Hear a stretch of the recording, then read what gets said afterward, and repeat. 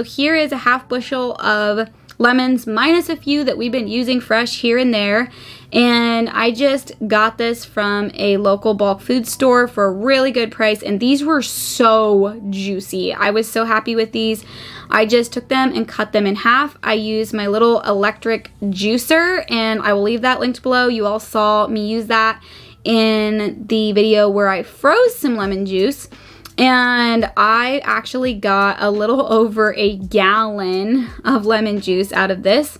And then I just fill up my jars, leaving about a 1/2 inch headspace, somewhere around there. Wipe the rims, and I put the lids on. And I think, again, I need to double check and I'll put it on the screen.